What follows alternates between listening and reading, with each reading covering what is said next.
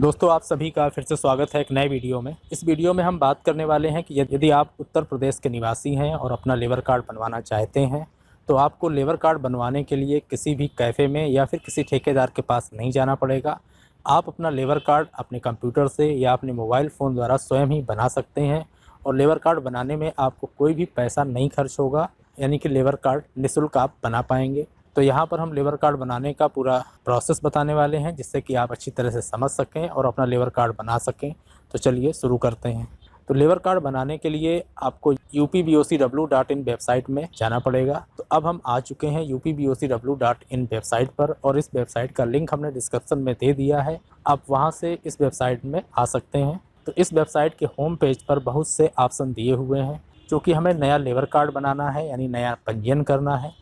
तो थोड़ा सा स्क्रॉल करके नीचे चलेंगे और नीचे हमें एक ऑप्शन दिखाई देता है नए पंजीयन का। तो नए पंजीयन के ऑप्शन में हम क्लिक कर देंगे। जब हम नए पंजीयन के ऑप्शन में क्लिक करते हैं तब एक नया पेज ओपन होता है और इस पेज में सबसे पहले हमें अपना आधार नंबर डालना होगा और आधार नंबर डालने के बाद में हमें अपना मंडल सिलेक्ट करना होगा। जब हम मंडल सिलेक्ट कर लेते हैं उसके बाद दूसरे कॉलम में हमें अपना डिस्ट्रिक्ट यानी ज़िला या जनपद सिलेक्ट करना होगा। जनपद सिलेक्ट करने के बाद में हमें अगले कॉलम में अपना मोबाइल नंबर इंटर करना पड़ेगा। मोबाइल नंबर इंटर करने के बाद में हम आवेदन या संशोधन के ऑप्शन में क्लिक करते हैं और जो मोबाइल नंबर हमने यहाँ पर इंटर किया है उसी मोबाइल नंबर में एक OTP आता है और इस OTP को हम यहाँ पर लिखने के बाद में जब वैलिडेट पर क्लिक कर देते हैं तब एक नया पेज ओपन होता है और इस पेज में हमें अपने आधार कार्ड का सत्यापन करना है, यानी आधार कार्ड को वेरीफाई करना है।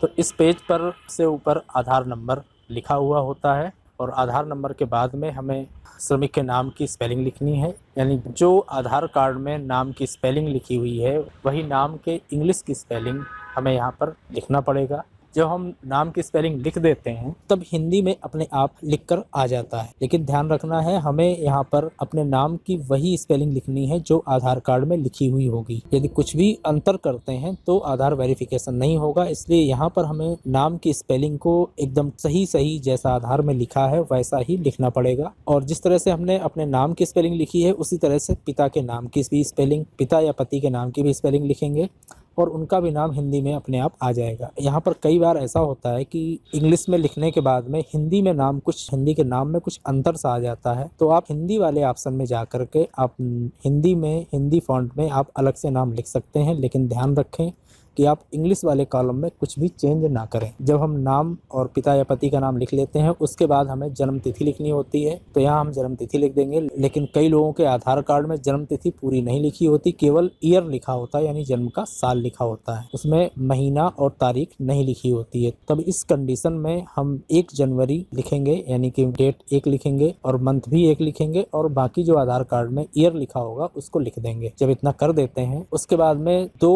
जगह हमें टिक करना होगा, यानी इनकी जो शर्तें हैं पढ़ने के बाद में यहाँ पर टिक करना पड़ेगा और सबसे नीचे जाकर के सत्यापन पर क्लिक कर देंगे। जब सत्यापन में क्लिक कर देते हैं तो यदि आपका नाम, पिता का नाम और जन्म तिथि सेम आधार के अकॉर्डिंग होगी, आधार की तरह होगी, तो आपका आधार कार्ड सत्यापन हो जाएगा और यदि नहीं होगी तो आधार कार्ड सत्यापन नहीं होगा। यदि आधार कार्ड सत्यापन नहीं होता है तो आप आगे लेबर कार्ड नहीं बना सकते, यानी कि लेबर कार्ड बनाने का जो नया फार्म ओपन होगा वो फार्म ही ओपन नहीं होगा। जब आधार कार्ड का सत्यापन हो जाता है उसके बाद में श्रमिक के पंजीयन का आवेदन पत्र ओपन होता है और इस आवेदन पत्र में सबसे ऊपर श्रमिक का आधार कार्ड जो कि पहले से ही लिखा रहता है, उसके बाद आवेदन तिथि भी लिखी रहती है।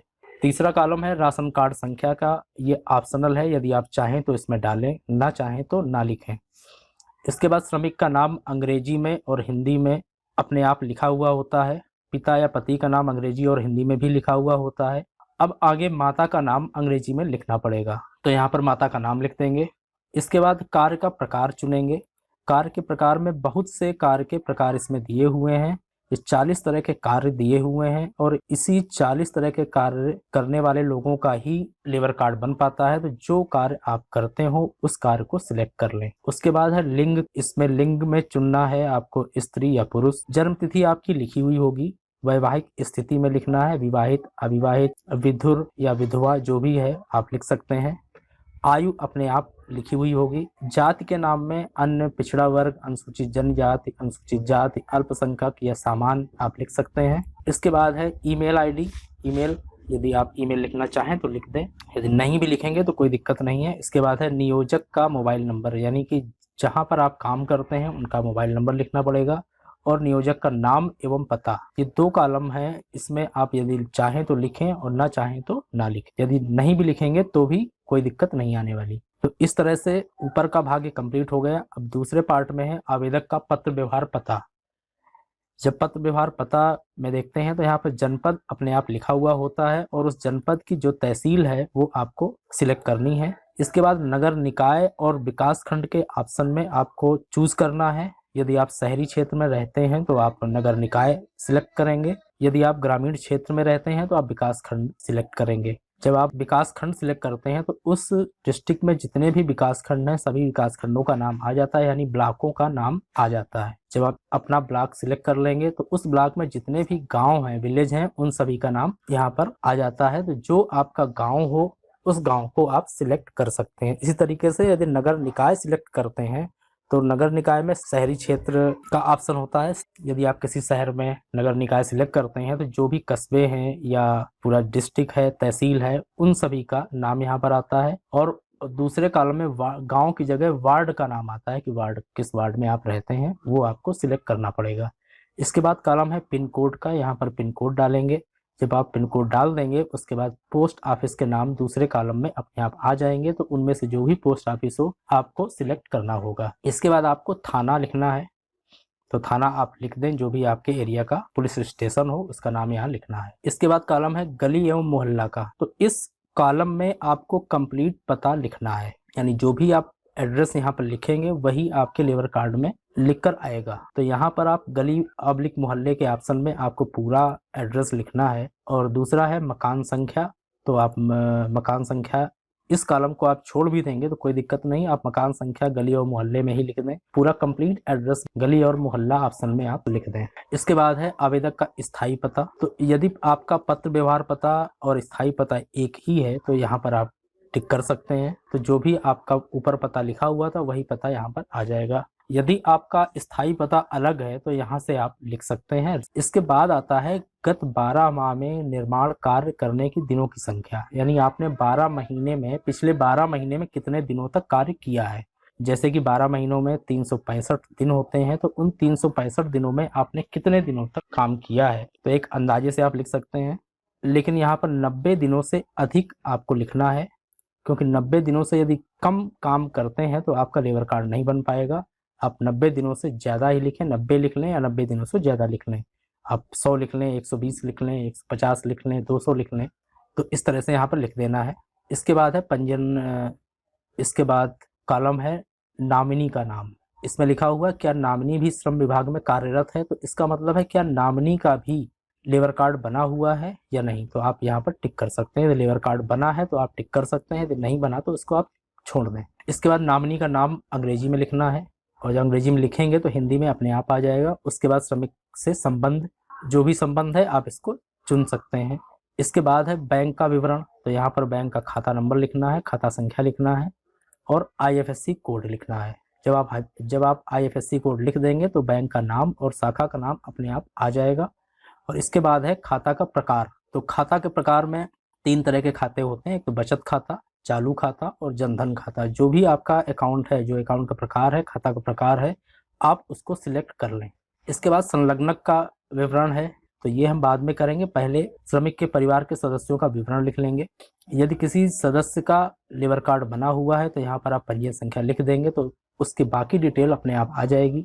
यदि नहीं बना है तो सदस्य का नाम अंग्रेजी में लिखना है और हिंदी में अपने आप आ जाएगा। उसके बाद सदस्य का आधार कार्ड नंबर लिखना है, लिंग सिलेक्ट करना है, जन्म तिथि लिखनी है और संबंध लिखना है। उसके बाद जोड़े पर क्लिक कर देंगे तो परिवार के सदस्यों का विवरण इसमें जुड़ जाएगा।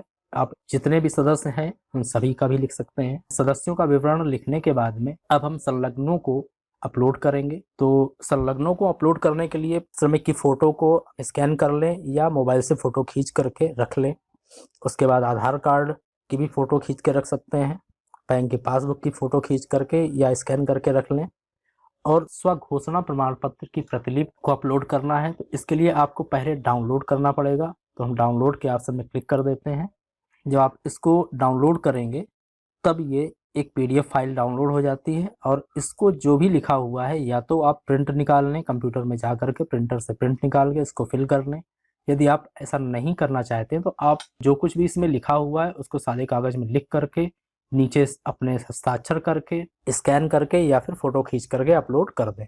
इसके बाद है नियोजन प्रमाण पत्र की प्रतिलिपि, यानी जहां पर आपने काम किया है आप एक सादे कागज में उनसे लिखवा करके कि इन्होंने हमारे मकान में इतने दिनों तक यानी 90 दिनों से ज़्यादा तक काम किया है, इसको आप अपलोड कर सकते हैं। तो यहाँ पर टोटल 5 डॉक्यूमेंट अपलोड करना है। सबसे पहले श्रमिक की फ़ोटो, दूसरा श्रमिक के आधार कार्ड, तीसरा श्रमिक का पासबुक, चौथा है स्व घोषणा प्रमाण पत्र और पांचवा है नियोजन प्रमाण पत्र। जब यहाँ पर सारी चीज़ें हम अपलोड कर देते हैं उसके बाद नीचे जा करके सभी घोषणाओं में हम टिक कर देंगे और उसके बाद पंजीयन पर क्लिक कर देंगे। जब पंजीयन पर क्लिक कर देते हैं तब सबसे ऊपर श्रमिक की आवेदन संख्या दिखाई देने लगती है। जब आवेदन संख्या आ जाती है तो इसका मतलब है कि श्रमिक के पंजीयन का आवेदन पूरा हो चुका है। अब 2 से 3 दिन के अंदर आपका लेबर कार्ड वेरीफाई हो जाएगा और आपको मिल जाएगा। तो इस तरीके से आप लेबर कार्ड बना सकते हैं और लेबर कार्ड बनाने के लिए आपको कहीं भी किसी भी दूसरी जगह नहीं जाना पड़ेगा।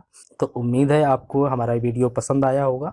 यदि वीडियो पसंद आए तो आप इसको लाइक करें, शेयर करें और चैनल को सब्सक्राइब करें। धन्यवाद।